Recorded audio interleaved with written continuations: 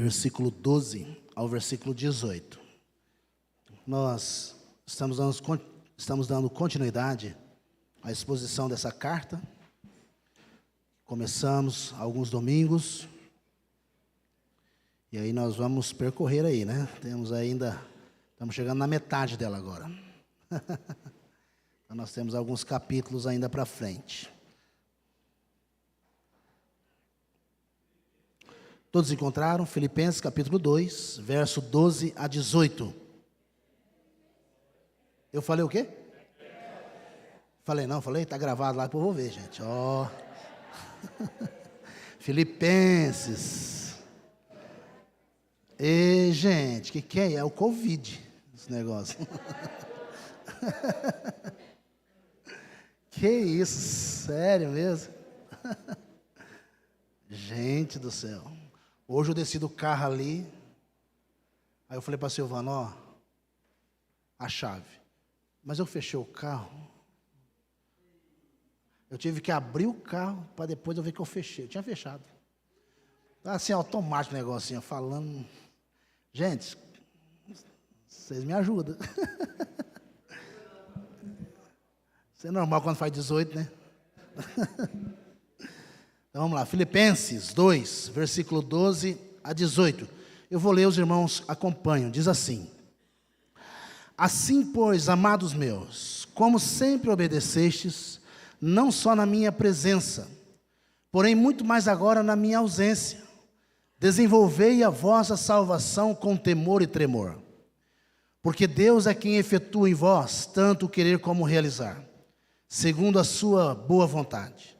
Fazei tudo sem murmuração nem contendas, para que vos torneis irrepreensíveis e sinceros, filhos de Deus, inculpáveis no meio de uma geração pervertida e corrupta, na qual resplandeceis como luzeiros no mundo, preservando a palavra da vida, para que no dia de Cristo eu me glorie de que não corri em vão, nem me esforcei inutilmente.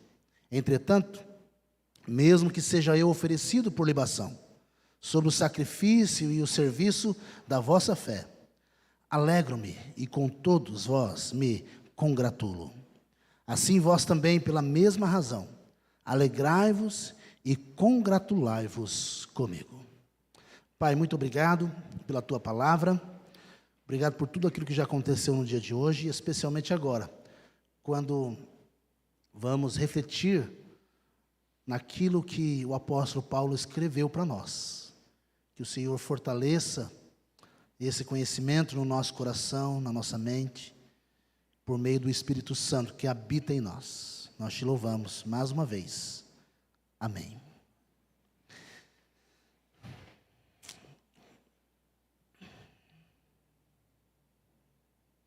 Queridos, quero ler uma história para os irmãos. Diz assim: em uma determinada cidade havia um homem muito rico. Após conseguir quase tudo aquilo que o dinheiro poderia comprar, apenas uma coisa lhe incomodava. Ele havia tentado, sem êxito, comprar uma grande mansão no centro da cidade. Mas todas as suas ofertas foram recusadas. Aquela casa se tornou, então, a sua obsessão. Vendo o desejo daquele homem, o diabo se propôs a ajudá-lo. Olha aí, o diabo. Se propôs a ajudá-lo.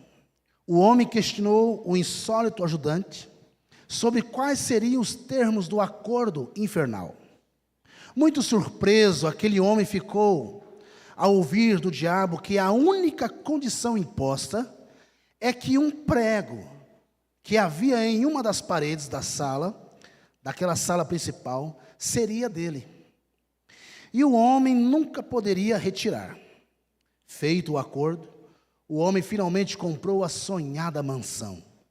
Algum tempo depois, orgulhoso dos seus feitos, aquele homem ofereceu um banquete para a alta sociedade. Bem no meio da festa, pouco antes de ser servido o jantar, um visitante inesperado bate à porta.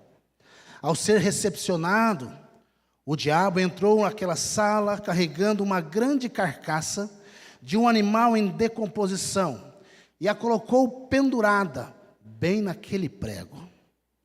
Os convidados da festa, assustados e enjoados, deixaram um a um aquele lugar. Enfurecido e envergonhado, o dono da mansão questionou o diabo, que o respondeu: lembre-se do nosso trato. Esse prego é meu, e eu vou usá-lo como bem entender. E assim aquele homem aprendeu uma importante lição. Se o mal dominar uma área, por menor que seja da nossa existência, ele infernizará toda a nossa vida.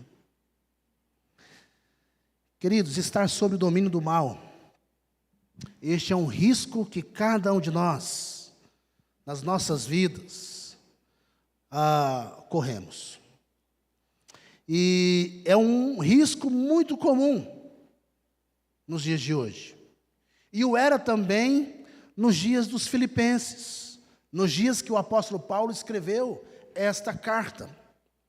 Então, assim, igual o homem dessa história que nós vimos aqui, que foi infernizado, talvez aqui, por algo que era aparentemente pequeno, um acordo, parece que não muito ofensivo, até mesmo inofensivo, ele foi surpreendido em um momento da vida dele. Os filipenses poderiam ver também a sua paz, a sua comunhão, a alegria de se reunirem, não é? De maneira intencional.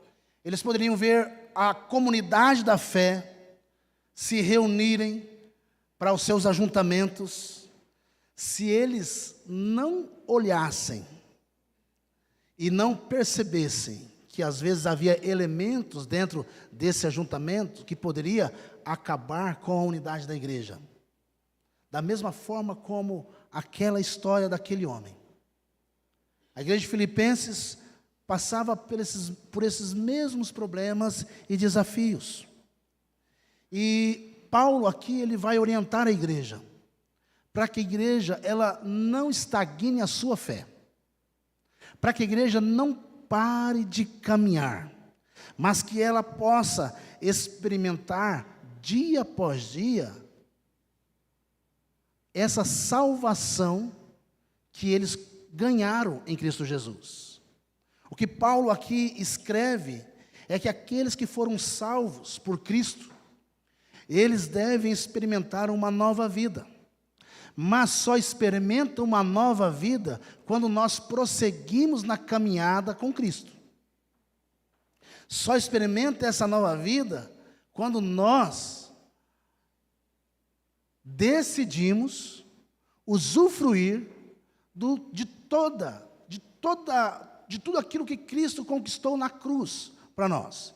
Os méritos, as virtudes, a graça de Deus manifestada naquela cruz. Alguns pensam o seguinte: eu aceitei a Cristo, né? Está pensando errado já, né? A gente não aceita Cristo, né? Cristo é que aceita a gente, do jeito que a gente é, né? Mas pensa assim que, olha, eu já me decidi por Cristo, então agora a minha vida está tranquila.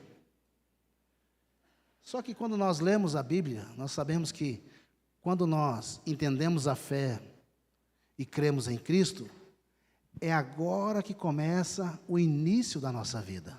Não é o fim. A salvação em Cristo não é o fim. A salvação em Cristo é o começo da nossa vida.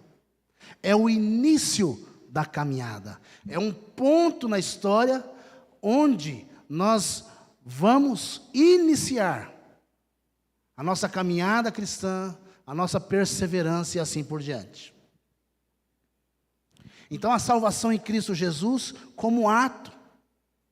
E agora Paulo vai tratar aqui, onde o tema aí que a sociedade bíblica trouxe para nós é o desenvolvimento da salvação.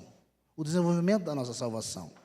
Então aqueles que foram salvos, eles vão caminhar e devem caminhar num estágio cada vez mais avançado da fé, no caminho da santificação.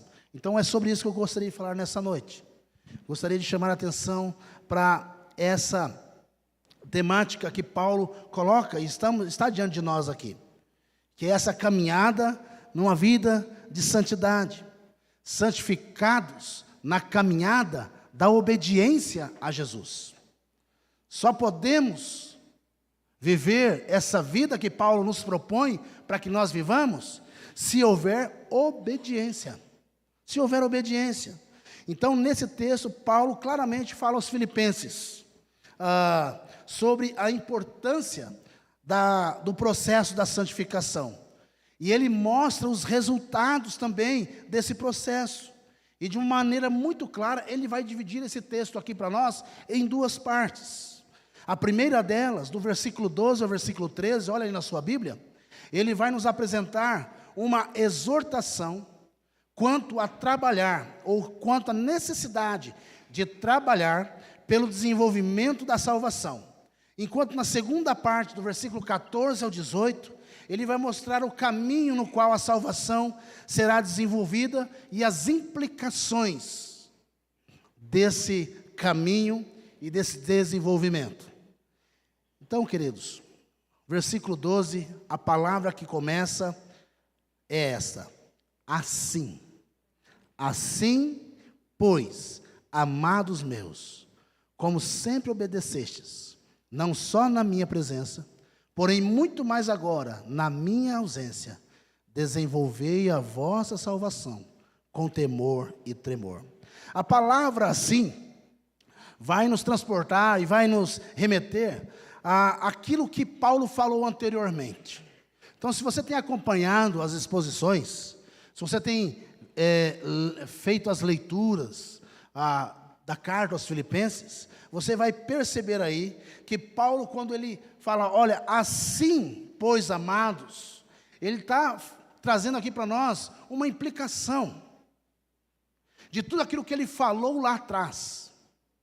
Nós vimos esses textos na Páscoa, domingo passado, o pastor Edson Benevides também abordou esse aspecto do capítulo 2, de pensar, de caminhar juntos, de estar na mesma fé, de sermos unidos em Cristo, por causa de Cristo.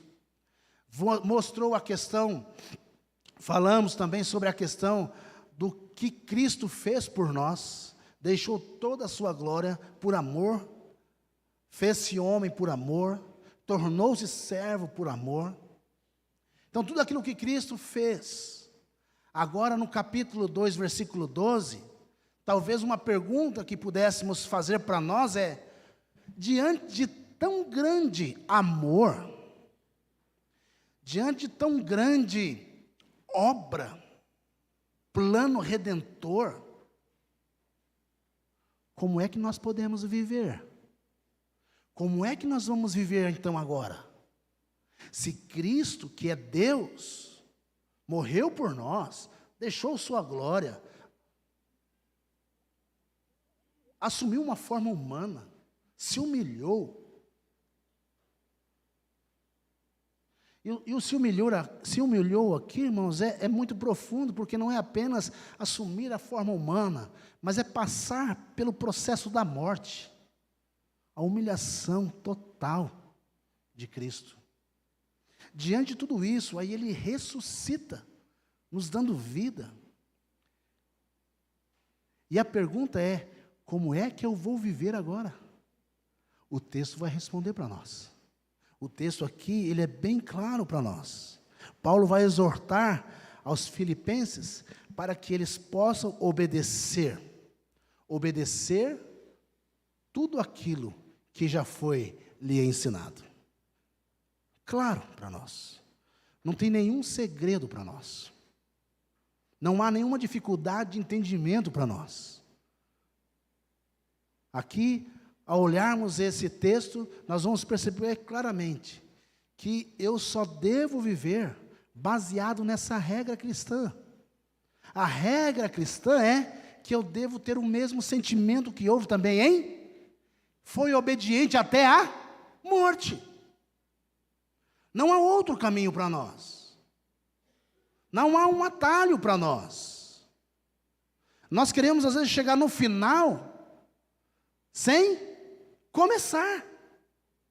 Queremos lá a vida eterna, mas não queremos trilhar os primeiros passos da vida cristã. Então, Paulo propõe para nós aqui algo que é profundo, irmãos. Como falamos, no nosso país, a ideia que se tem de Cristo Jesus é a ideia daquele bebezinho na manjedoura, onde o boi está babando em cima dele, como se Maria fosse uma despreparada, que não afastaria aqueles animais dali, né? É o menino Jesus ali, e os boi, tudo em cima do menino. Essa é a imagem. A outra imagem é de um Cristo na cruz, que morreu lá.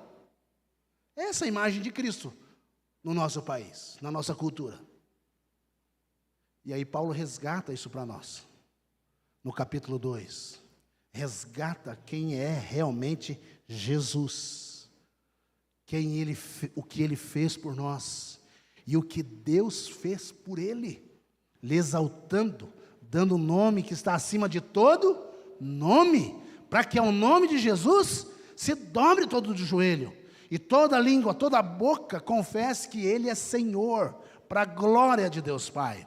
A glória não é para Cristo, a glória é para o Deus Pai.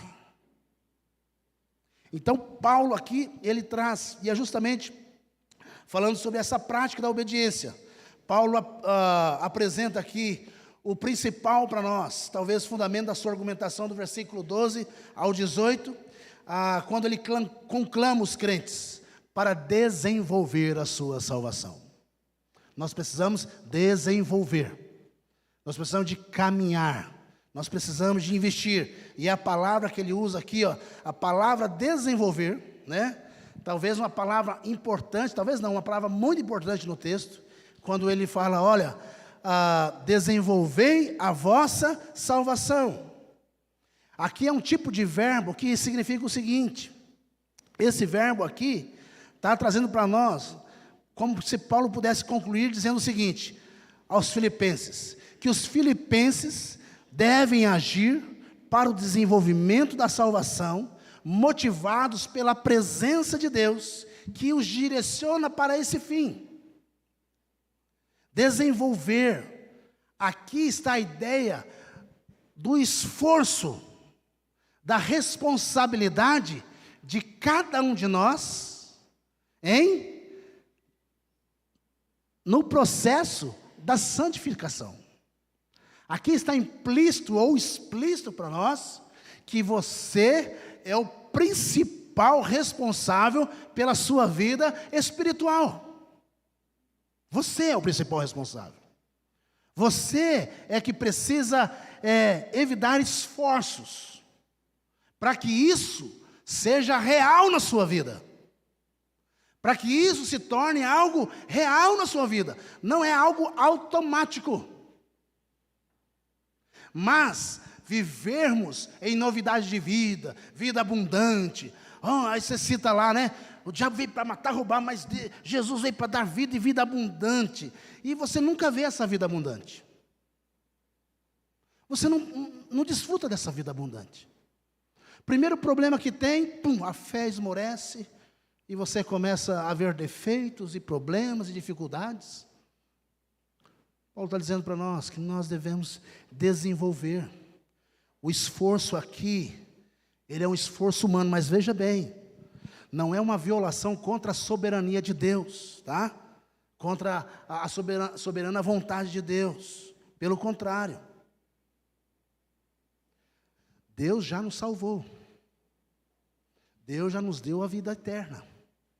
Deus já nos presenteou com um céu para nós. Nós já somos salvos. O nosso nome está escrito no livro da vida. Quem está dizendo isso? Igreja Presbiteriana? Assembleia de Deus? Batista? Não, a Bíblia. A Bíblia afirma esses valores, as nossas conquistas em Cristo. A Bíblia afirma que nós somos salvos pela graça. Já estamos lá. Agora, em contraponto, há uma responsabilidade de cada um de nós batalharmos por essa fé, por esta vida de santidade. Então é necessário entender que trabalhar pelo desenvolvimento da salvação é diferente de trabalhar para a salvação. Nós devemos trabalhar para o desenvolvimento, porque já fomos salvos por Cristo. Então isso aqui é muito claro para a igreja de Filipos. Essa igreja tem pelo menos aqui 10 anos de existência. Essa igreja aqui já está caminhando, então a idade dela já dá a ela essa característica de que eles entendem claramente que a salvação do homem ocorre justamente por aquilo que Paulo explica lá na carta aos Efésios. Então eles entendem isso, que é graça mediante a fé. Então eles compreendem, eles entendem esse ponto. Então Paulo não estimula eles a realizar nenhuma obra, nenhuma ação, tendo em vista a salvação, mas exorta cada um deles para que eles possam desenvolver essa salvação que foi dada a eles. Então esse desenvolver da salvação aqui não tem outro nome que nós podemos dar. É o processo da santificação. Como é que desenvolve a salvação? Como é que eu cresço? Como é que eu caminho? É o processo da santificação. Então, esse processo da santificação, desde o Antigo Testamento, nós vemos um Deus que é santo, um Deus que exige que nós o adoremos e o busquemos em santidade, não é? O Antigo Testamento aí traz para nós, né, quando fala de santificação, mostrando para nós numa ideia de passado, presente e futuro. Ele é um processo. Tanto é que o autor aos Hebreus fala que sem santificação nós não veremos ao Senhor. Então aqui em Filipenses, no texto, quando nós lemos aqui, esse processo, esse desenvolvimento aqui, pelo qual o homem, não é? Ele é responsável. O homem, ele é aquele que é o grande e o maior responsável por esse processo. Não é a igreja. Não é os programas da igreja. Não é a estrutura da igreja. Todas essas coisas contribuem. Coisas estruturais são boas, porém, a responsabilidade é pessoal. Pessoal. Volta e meia você recebe, né, um vídeo, uma imagem de povos que não tem nem banco para sentar, que não tem nem instrumento para tocar. No entanto, eles cantam com a alma vívida sobre o amor de Deus. Pregam sobre o amor de Deus. Não tem uma estrutura bonita como essa. Pelo contrário, se reúnem debaixo de árvores. E eles estão caminhando nesse processo da salvação. Ontem eu ouvi uma definição de maturidade, né? Não sei se é uma definição, mas uma ideia do que é maturidade.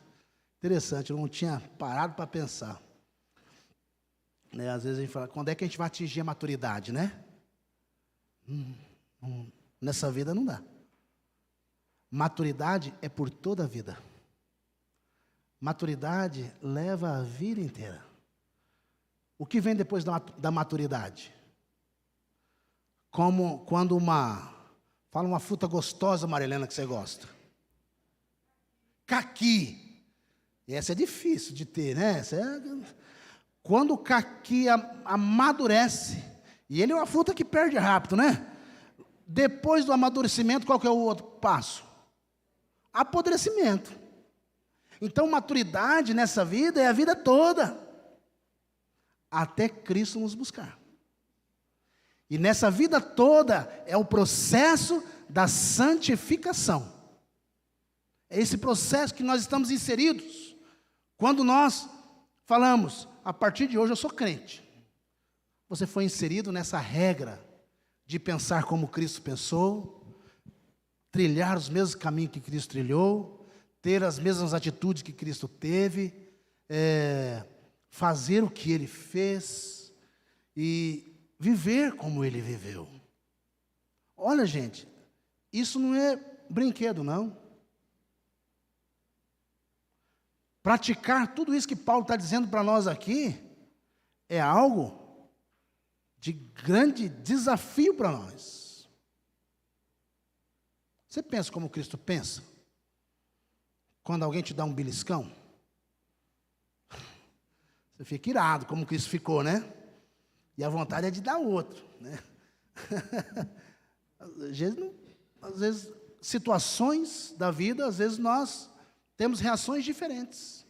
Somos levados para ter reações diferentes. A Bíblia fala que nós podemos irar, não é isso? Irai-vos e não pequeis. Essa segunda parte que é o desafio para nós. Você pode ficar irado? Pode, mas nem por tudo também. Irado por questões que confrontam a Bíblia. Irado, a nossa ira tem que ser uma ira, gente, até para irar, você tem que ser na Bíblia. Pega. É um desafio. E se isso não for levado numa seriedade de entender o que Paulo está dizendo, que a Bíblia diz para nós, nós vamos viver uma vida muito relaxada mesmo. Vai viver. Vai viver uma vida bem folgada. Vai mesmo. Nós temos que apertar o cinto. E quem que aperta o cinto? É a gente mesmo. É a gente que aperta o cinto para viver a vida cristã. Se deixar aqui, nós vamos querer só ir para clube, não é verdade? Só ir para o clube. Piscina, sauninha. Se deixar a gente solto, a gente vai querer viver só tranquilo mesmo. De boa. Não é? Na vida cristã, da mesma forma. Na vida cristã, se a gente não apertar o cinto, nós vamos esquecendo das coisas fundamentais da fé. Vamos esquecendo quais são os sentimentos que houve em Cristo. E nós vamos dando vazão só para o sentimento, para as emoções que eu quero ter. Eu vou olhar somente para mim. E eu vou olhar só para mim. Para aquilo que eu quero, e assim a vida vai ficando sem graça. E aí tudo fica ruim. Aí nós não temos mais motivação para ir para a igreja. Nós não temos mais motivação para servir a Deus. Porque está faltando apertar o cinto do processo da santificação em nós, do desenvolvimento da nossa salvação. Desenvolver.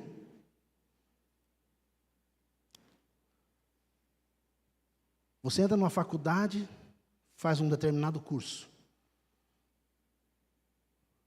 No meio da faculdade você percebe que você pode se especializar.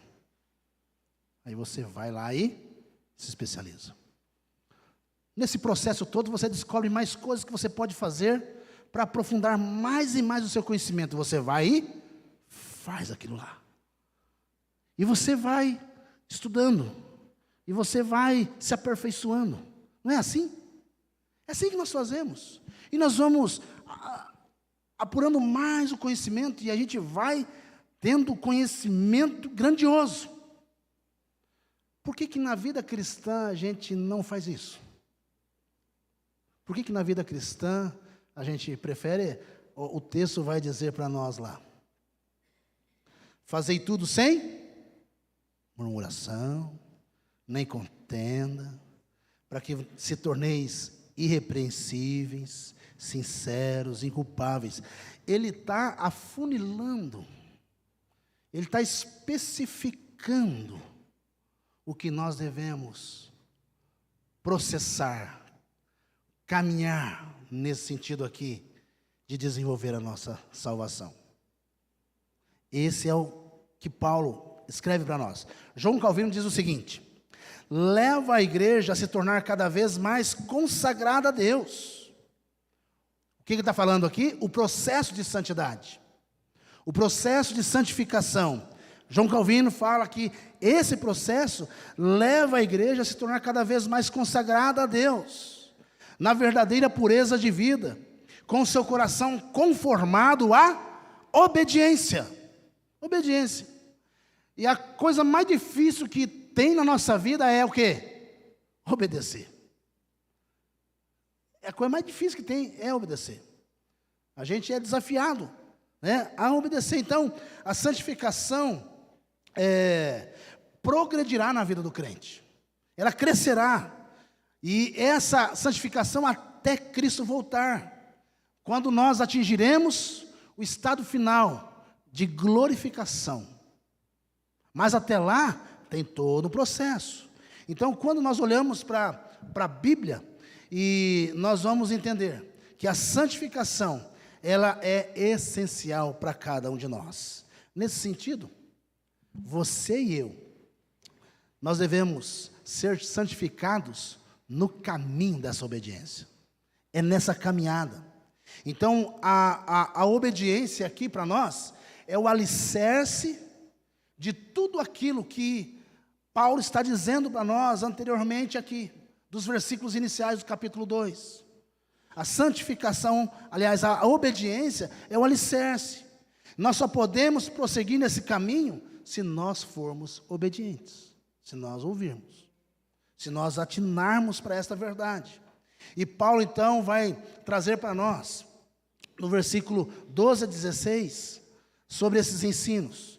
E quando ele fala sobre a vida de Cristo, tudo aquilo que Cristo desenvolveu, reflete justamente nesses versículos agora, do versículo 12 ao 18. Ou seja, uma obediência, a nossa obediência, o caminho dessa obediência deve ser trilhado com sinceridade. Com sinceridade. Versículo 14 diz assim, parte A: fazei tudo sem murmuração. Sem murmuração. Fazei tudo. Não é fazer só algumas coisas, mas fazei tudo sem murmuração. Talvez você já foi como eu. O pai e a mãe mandam você fazer alguma coisa e você não quer fazer. Não é? Você só faz por quê? Que ele manda. E faz meio contrariado. Não é? Faz contrariado. Não vou pedir para todo mundo levantar a mão, porque vai dar todo mundo. Contrariado. Não é? Então, às vezes, você faz aquilo ali porque não tem outra saída. Você obedece porque não tem outro caminho. Então, quando nós obedecemos dessa forma aí, nós não fazemos de boa vontade. Não fazemos de boa vontade. Então, nós não consideramos a importância da obediência. Nós não consideramos. Não consideramos o valor que ela tem. Nós não consideramos a possibilidade de ser uma bênção. Pelo contrário, nós pensamos, olha, eu decidi obedecer aqui, mas eu poderia ter feito outras coisas, talvez as outras decisões poderiam ter sido melhores.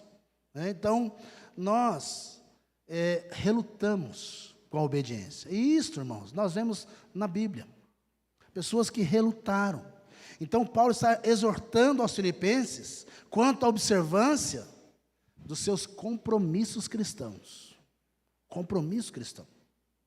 O que Paulo fala para nós aqui, a exortação dele é para que nós possamos assumir os nossos compromissos cristãos com sinceridade no coração, sem murmuração, sem resmungar, mas de boa vontade. Eles deveriam olhar para tudo aquilo que aprenderam a respeito de Deus, da vontade de Deus, por meio da pregação do apóstolo Paulo, não é? E também responder a esses ensinos de uma maneira de boa vontade, com o coração aberto, com o coração disponível para a graça entrar e trabalhar na nossa vida.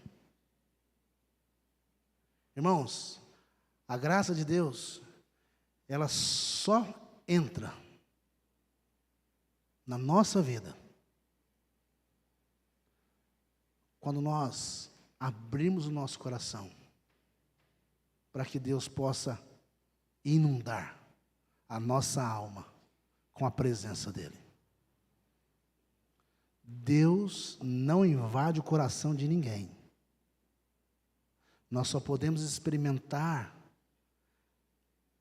essa vida abençoada, alegre que Paulo está dizendo aqui, quando nós abrirmos o nosso coração sinceramente. Sinceramente. Sinceramente, irmãos. Quando a gente desprende mesmo de nós mesmos. Quando a gente deixa que a graça tome conta de nós. A gente resiste muito à obra de Deus. A gente resiste muito àquilo que Deus quer fazer na nossa vida. A gente resiste à ação do Espírito Santo na nossa vida. E o Espírito Santo quer agir em nós. E Ele quer mais agir através de nós. E é por isso que eu tenho que ser sincero. Sincero. É por isso que Paulo está dizendo, olha, sem murmuração, sem obstáculos. Sem obstáculos. Alguém te pede, né, para recolher o lixo, aí você fala assim, oh, daqui a pouco eu vou, faço isso depois, pá. Alguns afazeres em casa que a gente fica meio que procrastinando, né, Tiago? Né? Depois, né? Mas depois que você faz e carrega o lixo, joga para fora, poxa vida, que gostoso, está limpo. E quando você vê o caminhão do lixo pegando, você fala, nossa, foi embora, que bênção, né? Está limpo, dá um prazer, dá uma alegria. Então, na obediência, a bênção. Na obediência, é o caminho. Então, você abriu o coração para que Deus faça na tua vida o que Ele quer fazer. Não é deixar de ser homem, não é deixar de ser mulher, não é deixar nada disso. É deixar o Espírito Santo agir poderosamente. Paulo escreve à igreja de Colossenses, e ele diz, olha, eu me alegro de ouvir as notícias que eu tenho ouvido de vocês, que a graça de Deus tem manifestado na vida de vocês. Irmãos, a graça está disponível para nós nos apropriarmos disso. Agora, o contrário também é verdade. O contrário também, se nós não atinarmos para aquilo que nós devemos fazer, Deus também Ele é justo. Ele cobra de nós. E Ele exige aqui, quando Paulo fala, olha, desenvolvei a vossa salvação com temor e tremor. Aqui não é o medo que um escravo tinha do seu senhor quando chegava perto dele. Já viu essa relação? O patrão que chega perto do funcionário, ele chega, treme. Fala, agora aqui eu vou apanhar. Então o escravo tinha esse medo. Mas o termo aqui de temor e tremor não é esse. O termo aqui de temor e tremor é reverência, respeito a Deus. Saber quem Ele é. E saber quem você é. Nós entendemos quem Deus é e quem nós somos, claro, por meio da Bíblia. Mas se você aprofundar um pouquinho mais na sua caminhada de desenvolver a salvação, no momento da oração, que é um meio de graça, que nós conversamos com Deus, a oração é um canal de bênção para nós, porque nela fica evidente a nossa pequenez e a grandiosidade de Deus. A oração mostra para nós quem nós somos e quem Deus é. A oração é o caminho pelo qual nós buscamos a Deus de forma submissa. Submissa. Ou alguém aqui ora e manda a Deus, é bom só fazer isso aqui, é bom só fazer aquilo lá, é bom isso aqui, é bom aquilo ali. Você chega assim?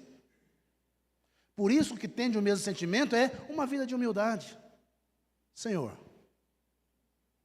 estou aqui disponível. Meu coração está assim, assim. E bate um papo com Deus, conversa com Ele. Fala com Ele. Aí você lá no final, Senhor, me ajuda. Você pede. Mais submisso. A dificuldade é quando nós não somos submissos a nada. É muito difícil a gente ser submisso a Deus. Quando nós não somos submissos na vida, nos relacionamentos, quando nós não somos submissos ao próximo, Paulo estava dizendo para nós que nós devemos tratar o outro como melhor, superior. Mas quando o nosso relacionamento é de o superior, meu irmão, ele é de inferior, eu vou falar, essa oração é difícil a Deus. Talvez você tenha tratado Deus de uma forma onde você é o dono e ele é o servo ainda. E manda Deus fazer o que ele tem que fazer. Aliás, o que você acha que ele tem que fazer. Então, queridos, Paulo exorta para nós a esse compromisso, esse desenvolvimento da nossa vida de santidade, a salvação em Cristo, desenvolver isso. Porque se não desenvolver, nós vamos caminhar só na primeira marcha. Tem que passar a segunda, tem que passar a terceira, passar a quarta, a quinta. Não é? Às vezes tem que dar uma ré, voltar e começar tudo de novo. Então a nossa vida cristã é assim, esse desenvolvimento. Então essa obediência conduz eu e você a uma vida reta, a uma vida de um testemunho verdadeiro. Versículo 15, leia comigo. Para que vos torneis irrepreensíveis e sinceros, filhos de Deus, inculpáveis no meio de uma geração pervertida e corrupta, na qual resplandeceis como luzeiro. Qual é a finalidade da obediência?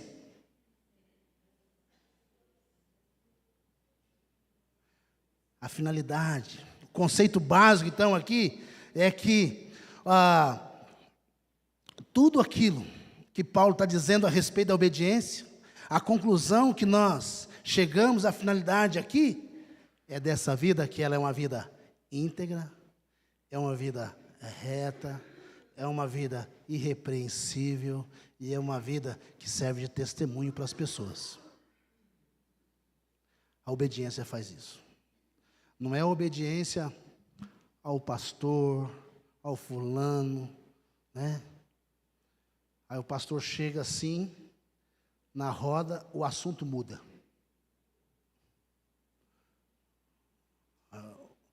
Não é obediência a mim, de forma alguma.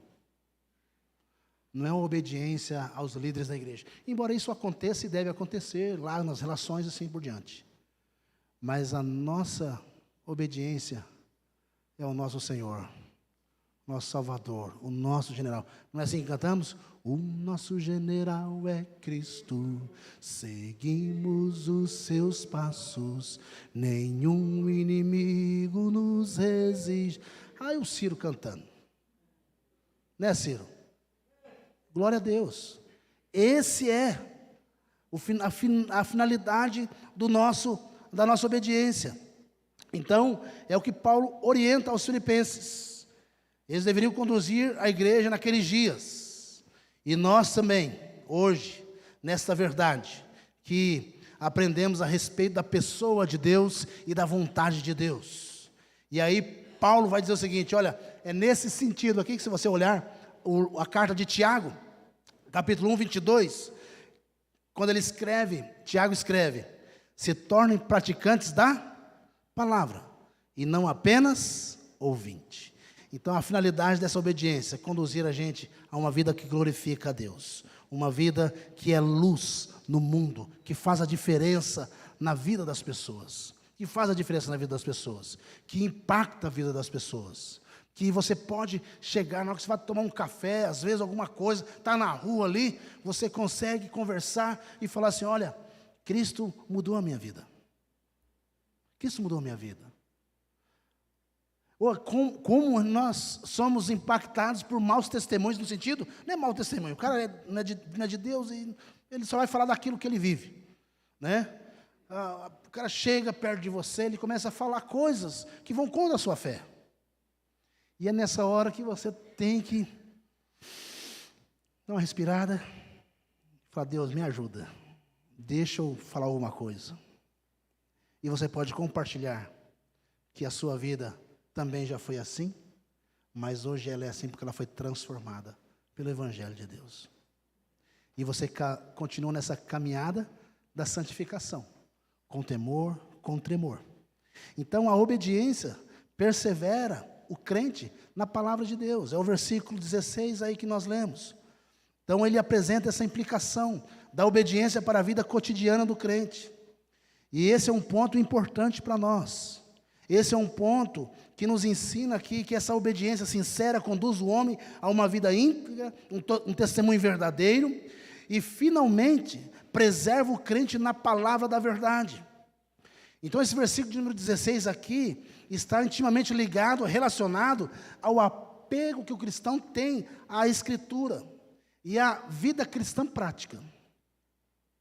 Esse versículo está linkado a essa ideia de cultivar uma obediência sincera e que nós não nos apartamos da palavra de Deus. Paulo então está trazendo para nós que o crente que persevera, que é obediente, que luta, que se esforça, essa palavra está perto do seu coração, está na sua mente, está constantemente na sua vida cotidiana. Ele está ligado, ele está atento, ele é iluminado por Deus. Lembra lá quando, no relato de Paulo, em Atos dos Apóstolos, capítulo 17, versículo 11, onde é entregue a palavra para os irmãos da igreja de Bereia. E o que eles faziam? Recebiam a palavra de Deus e examinavam. Aqui tinha um presbítero, o presbítero Plínio.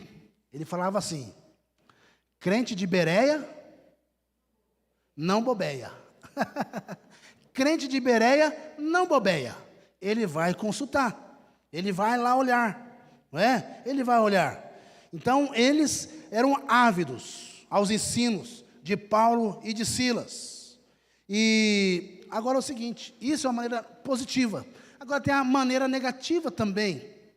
A maneira negativa nos faz lembrar dos Gálatas, que deixaram de ponderar, deixaram de obedecer a palavra de Deus, e eles vão receber uma exortação do apóstolo Paulo: vós corris bem, quem vos impediu de continuardes a obedecer a verdade?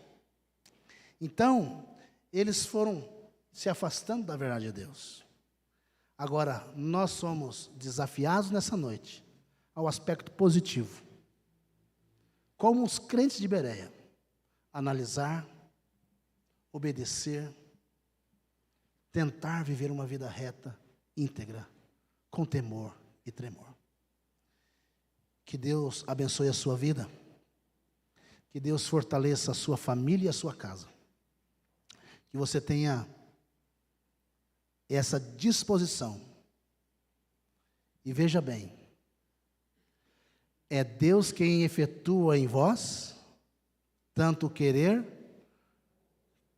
Quero deixar esse versículo por último para você. Que quem vai aguçar o desejo para você viver esse processo não é a televisão, não é as mídias, não é nada disso. Quem vai aguçar esse desejo é Deus. E Ele vai capacitar você para realizar esse processo para a glória dEle. Ele quem efetua em nós o querer e o realizar. Através de uma pessoa muito importante que está conosco todos os dias. O Espírito Santo que nos foi dado, que é o nosso Consolador. É Deus quem realiza em nós. É Deus quem opera em nós o desejo. Se você não tem um desejo, você precisa pedir a Deus: Senhor, me ajude a desejar, a caminhar nesse processo. Se você não tem um desejo, talvez você esteja se enquadrando naqueles Gálatas que se afastaram de Deus. E você precisa voltar hoje. Você precisa restaurar a sua vida. Você precisa levar a Deus a sério. Porque se não há desejo no coração de viver vida reta e íntegra diante de Deus, algo está errado. E você precisa então engatar a ré, voltar lá atrás e ver o que aconteceu com o teu coração. E depois continuar a caminhada com Cristo. Porque o desejo, quem coloca no nosso coração, é o Espírito Santo de Deus.